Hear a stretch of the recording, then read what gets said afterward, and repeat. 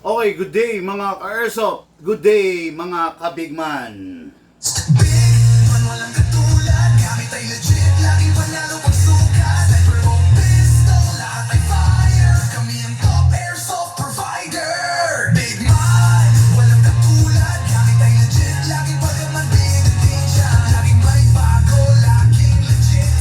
Big man rules, wag kang bitter kid. Big man, walang katulad, gamit ay legit, laging panalo pag sukat. Sniper o pistol, lahat ay fire. Kami ang top airsoft provider.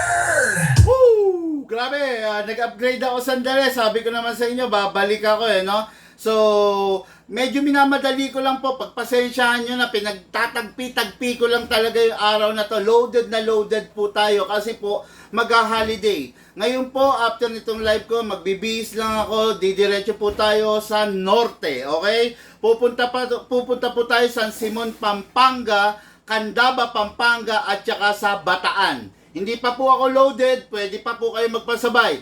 Bulacan, Pampanga, Tarlac, Bataan, Nueva Ecija, magpasabay na po kayo. Magkita-kita tayo mamaya!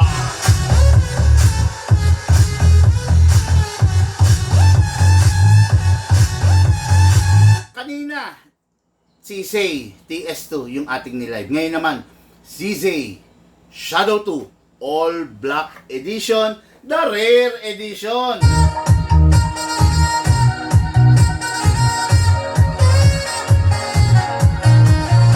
What is good and special about the CZ Shadow 2? Full steel.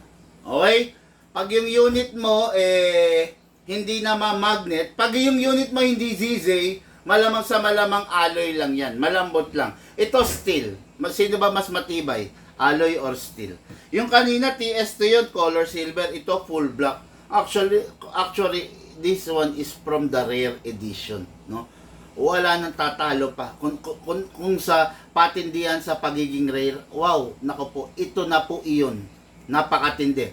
Ang CZ Shadow 2, compatible with 12 kg, 14 kg, and CO2 gas. Out of the box, upgraded ng Magwell. Naka-optic front, adjustable rear sight, adjustable trigger. Yun ang upgrade niya. Inside is, sino yung nag-upgrade? Siyempre, yung lingkod nyo na. Yung kanina, hindi naka-fix outer barrel. Kaya lang, last minute, nagpa-fix outer barrel yung ka-airsoft, yung may-ari nito. Kaya ito ngayon, naka-fix outer barrel na. Hindi na kumakalog, oh. Okay. Pag hindi naka-fix outer barrel, ganito itsura, ha. No. Ayan, no. Umaalog, di ba? Pero pag naka-fix outer barrel, ayan, no. Tingnan nyo.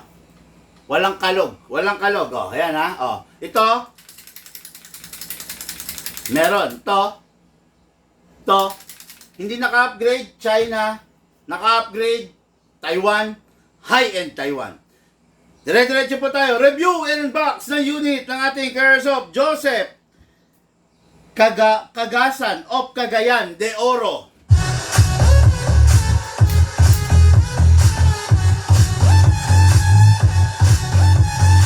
Airsoft number 1, lagyan natin ng silicone oil, ang output valve, press the valve, then spray, tapos ang inlet valve. Kunin natin ang unit, kasa natin, ilock manually, sprayan natin ang mismong nozzle, and that's it. Wala nang ibang i-spray, no? So, release, then, naka-engage i-rest natin. Okay. Ngayon, sabi ko nga sa inyo, 12 kg, 14 kg pwede. Pero gamitan muna natin ng 14 kg kasi meron naman akong available. Dahil upgraded to unit, hindi natin kailangan ng maraming gas. Hindi natin kailangan ng 5 seconds. Hindi natin kailangan ng 7 seconds. Ang kailangan lang natin, 2 seconds. Yung 2 seconds na nilagay natin is enough para makapagpaputok ka ng 50, 60 to 70 rounds. Upside down, then press down. 1, 2. Okay. Siyempre, lalagay tayong bala using our speed loader. Hatakin pababa, place your right thumb here, pump.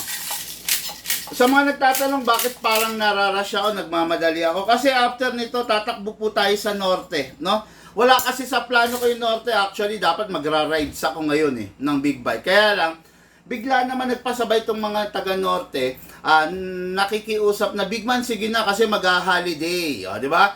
Holiday, mag-holiday. Meron ka na bang airsoft na gagamitin para magsaya?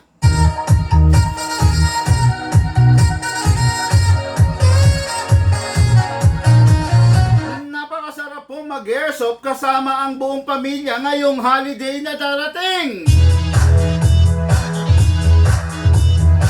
Mahaba-haba po yung holiday na darating, kaya may gagamitin ka na ba? Kung wala pa, ay anong plano mo? Tara rito mga ka-airsoft, tumawag na kay Big Man. Nasaan ka man? Kaya kitang puntahan.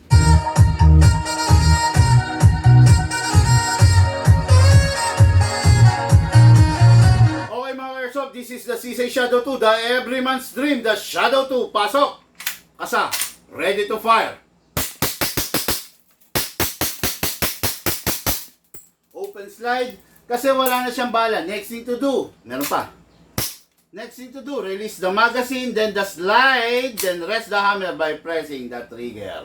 Mga ka-airsoft, after nitong live na to, tatakbo po tayo San Simon, Pampanga, Candaba, Pampanga, at saka sa Bataan. Mga ka-airsoft, sa muling pagkakataon, lahat po tayo nagmula sa iba't ibang larangan. Pinagbuklod, pinag-isa ng iisang libangan. Yun po ang paglalaro ng airsoft, patid po sa inyo ng inyong lingkod, Big Man. Thank you po!